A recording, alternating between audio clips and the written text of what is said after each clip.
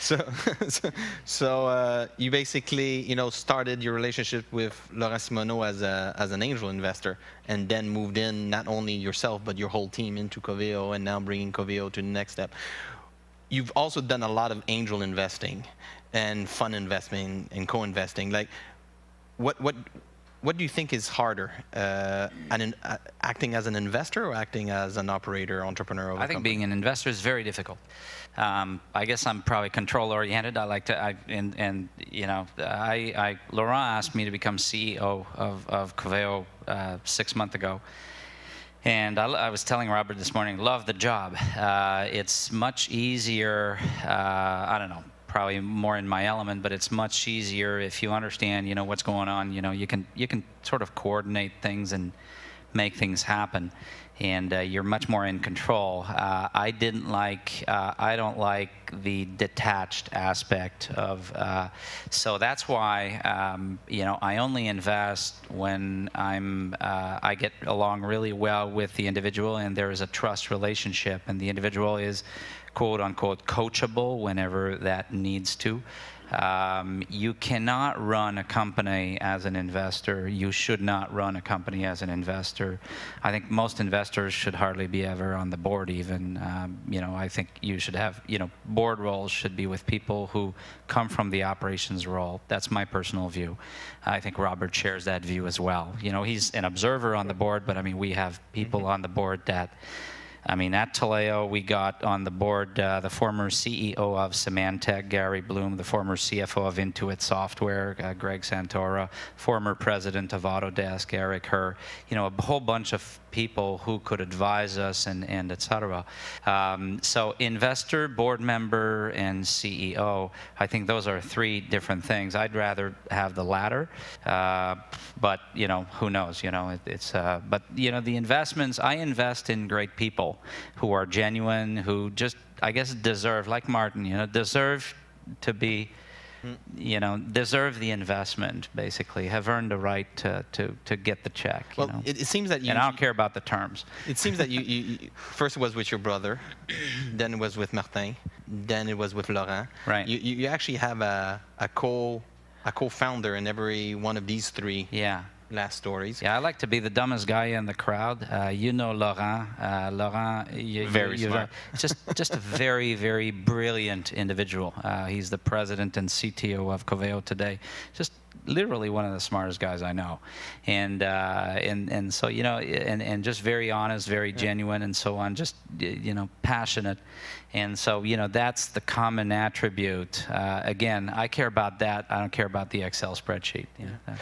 But it seems that you also have the same relationship with the investors, because now Charles and Telesystems and Propulsion are back into Coveo as well. Well, I think that's the easy part. When you get a great guy that makes success for you, you just follow on. I think the hard part is to find those guys. The first time you meet with people, they have to evaluate those people to be sure that they're there. But afterwards, reinvesting with Charles Sirois or reinvesting with Louis is the easy part. I would say it's just the negotiation that is tough, but that's another story. Well, think about the following. If you negotiate with an entrepreneur and you get a steal as an investor, I think you should have very cold comfort, because the entrepreneur that you just got a steal from is the entrepreneur that is going to take your money and go negotiate with customers, partners, investors, and potential acquirers, and probably give away your asset. And so I don't think, I think it should be a fair, deal. It has to be a win-win situation. And I am, candidly sarcastic about there are attorneys in the room, the 2-inch thick, contracts with veto this and that and double dips and all the, stupid things. And I don't mince my words here. It shouldn't be that. It should be a fair deal as partners with an investor, with a trust relationship, building something. It's building for success. It's not building for failure. That's a personal view. But so yes, of course you negotiate. It's my fiduciary obligation you know, to negotiate on behalf of all investors and get the best possible, you know, deal for the company and for the investors and get the return. You know, but, you know, it works out really well. So key attributes other than passion from that you're looking for in an entrepreneur? Well, I would say that in Louis' case and most of the one that I had success with, it was the execution also, because it's nice to have passion. It's nice, like he said, you know, Laurent is a great guy, I would say, but I think Laurent is negative side would say that he's not really on execution, I would say, you know. So Louis takes care of execution, be sure that things are done. So that's very important, key. Yeah. And key attributes from an investor other than listening? Well, I think just being a partner. Well, key attributes for an investor. You need an investor who understands your business and you know, strategically what you're trying to build, and know when to trust you and you know, for, you know, the intricacies of operations.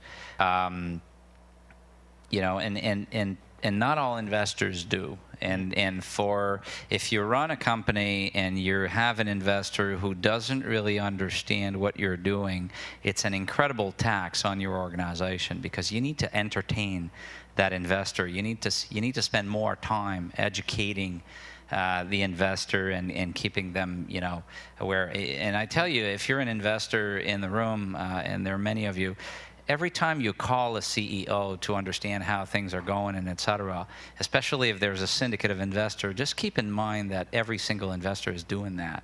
And that every hour you take away from that CEO is an hour that is not invested in front of customers and building the business.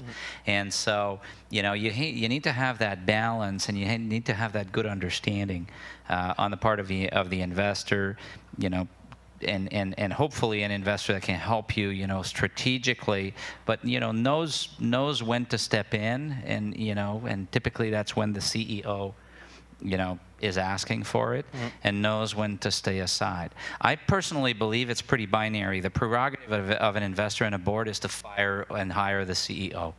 And that's it. And I look at it that way, literally. And I'm okay to go do something else if there's someone better. If they're not happy. I totally agree. Actually, I do 100% agree. Red lights is when the board actually gets involved. That's the red light, the first red light.